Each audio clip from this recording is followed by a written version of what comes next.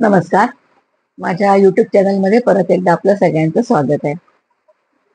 मनाशी हितगुज हे चॅनलचं नाव सगळ्यांना माहितीच झालेलं आहे आणि मनाशी हितगुज करायला आपल्याला वेळच मिळत नाहीये सध्या, असं मला वाटायला लागलेलं आहे. कारण काय संसारामध्ये इतर इतकं रहाटगाडगं म्हणतात संसाराला, ते उगीचच नाही. आणि काल मी तुम्हाला अटॅचमेंट, डिटॅचमेंट शब्द वापरले. गृहिणींचं खरंच असं होतं, की अटॅचमेंटच राहते. डिटॅचमेंट व्हायला खूप वेळ लागतो. कठीण असतं ते स्त्रियांना. की मी माझ्या संसारातलं लक्ष कसं काढू? पण मंडळी, मी तुम्हाला सांगते, म्हणजे माझा उपदेश किंवा आग्रह नाहीये, एक सहज बोलणं आहे, की आता आमच्या वयाच्या लोकांनी खरोखरच डिटॅच व्हायलाच पाहिजे प्रत्येक ठिकाणी. कारण ज्याचा संसार आहे तो तो संसार प्रामाणिकपणे करतच राहतो. मग त्यात आपण मध्ये-मध्ये ढवळाढवळ करून काहीच अर्थ नसतो. हां, आपल्याला वाटतं, की आपल्या ज्ञानाचा काही उपयोग व्हावा किंवा आपल्या अनुभवाचा उपयोग व्हावा. पण समोरच्याला असं वाटेल तसं आपण म्हणू शकत नाही. त्यामुळे जर कुणी विचारलं तर सांगायचं. नाही विचारलं तर आपलं चूप बसायचं. ह्यालाच डिटॅचमेंट म्हणायचं. आणि हळूहळू आपलं लक्ष दुसरीकडे घालायचं. दुसरीकडे म्हणजे कसं? आता आपण संसार वर्ग चालवू शकतो. लहान मुलांना संस्कृत शिकवू शकतो, श्लोक शिकवू शकतो.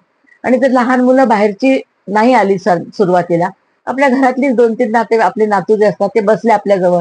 हळूहळू आजूबाजूची मुलं पण येऊन बसतात. आणि मग आपण त्याला घरामध्ये काय नाश्ता पाणी करायचंय, काय करायचंय, आपोआपच आपल्या त्याच्याकडे थोडं दुर्लक्ष होतं. आणि मग घरातली मुलगी म्हणा, सून म्हणा, ते सगळं करून घेते. नाही आता आजी तिकडे अडकल्या आहेत, आजी आपल्या ते दुसरं काम करतात आहेत. असं म्हणून मग ते आपलं ते काम करतात. म्हणजे मग आपली हळूहळू अटॅचमेंट तिथली कमी होते.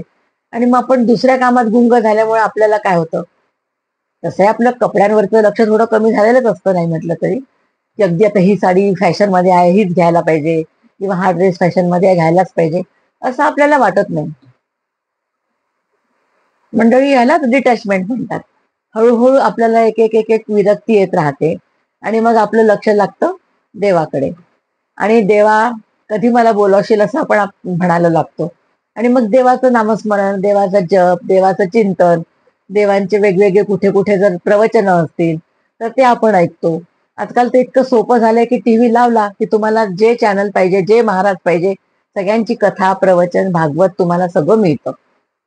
अगदी घर बसल्या आरामात तुम्ही आरामात बसून त्यांचं सगळं ऐकू शकता. आणि मग आपलं अध्यात्म खरोखरच प्रगत होत राहतं. आणि भागवतातल्या गोष्टी तर इतक्या सुंदर आणि रमणीय आहेत, त्यातनं की तुम्हाला एक वेगवेगळं वेगळं वेगळं काहीतरी तुम्हाला त्यातलं मिळतच राहतं. तर लहानपणी आपण भागवतातल्या गोष्टी कितीही ऐकल्या असल्या तरी त्याचे नवीन अर्थ आपल्याला आत्ता कळतात. आणि खूप वेगवेगळे इतके गोष्टी आहेत त्याच्यामध्ये की अगदी कंटाळा येत नाही ऐकायला आपल्याला. की असं नाही की काय भागवत ऐकायला जाऊन बसले आणि बायका अगदी गुंग झाल्या तिथे आणि एखादी झोप पण काढून घेतली, असं होत नाही. कारण त्यातल्या कथा आणि कहाण्या इतक्या रमणीय आहेत की तुम्ही त्याच्यातनं इंटरेस्ट घेऊनच करत राहता. आणि प्रत्येक गोष्टीमध्ये काही ना काही सारांश दिलेला असतो आणि त्यातनं काहीतरी शिकण्यासारखं दिलेलं असतं. मग ते आपण त्यातलं घेतोच ना, काहीतरी घेण्यासारखा संदेश असतोच त्याच्यामध्ये. वेगवेगळे साहित्य असतात, वेगवेगळे आध्यात्मिक साहित्य असतात. आपण ते घरी वाचू शकतो. आणि दासबोध, ज्ञानेश्वरी आणि गीता हे 3 ग्रंथ तर कोणाच्याही घरात आपल्याला सापडतीलच. आणि हे 3 ग्रंथ जर नसतील घरात, तर त्याला आपण घर नाही म्हणू शकत. कारण गीतेचा कधीही पण आधार वाटतो आपल्याला. अरे काय म्हटलंय गीतेत सांगा बरं? 15व्या अध्यायात काय म्हटलंय? 12व्या अध्यायात काय म्हटलंय? आपण ऐकून थोडंसं आपल्याला समाधान वाटतं. आणि कृष्णाने हेच काम केलेलं आहे. त्याला अर्जुनाला डिटॅच करायचंच काम केलंय ना, की तो लढाईला तयार झाला तेव्हा त्याला खूप घाबरला होता. की अरे माझे सगळे काका आहे, मामा आहे, आत्या आहे, कोण कोण सगळे लोक, जवळचे लोक आहे, मी त्यांना कसं मारू? त्यांच्याशी मी लढाई कशी करू? असा तो बावरला होता.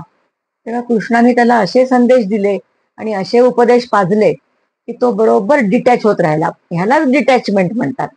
डिटॅचमेंट म्हणजे काय, अशी खूप अगदी सगळं संसार सोडून हिमालयात जाऊन बसायचं, ह्याला डिटॅचमेंट किंवा संन्यास म्हणत नाहीत. हळूहळू मनाला विरक्ती येते, त्याच्यातला रस कमी होतो, ह्यालाच डिटॅचमेंट म्हणायची. अटॅचमेंट तर आपल्याला सगळ्यांबद्दल असते. पिक्चर म्हणलं म्हणा, रंग म्हणा, रांगोळ्या म्हणा, कला, पिक्चर काही पण एकदम आपण त्याच्याशी खूप अटॅच असतो. पण डिटॅच होणं खरोखर कठीण आहे. आणि ते आपल्याला एखादा देवदूत किंवा आपला गुरु, सद्गुरू जो असतो, तोच आपल्याला ह्या मार्गाने नेऊ शकतो आणि योग्य मार्ग दाखवू शकतो.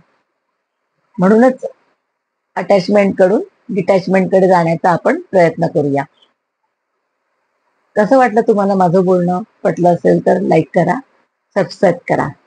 नमस्कार.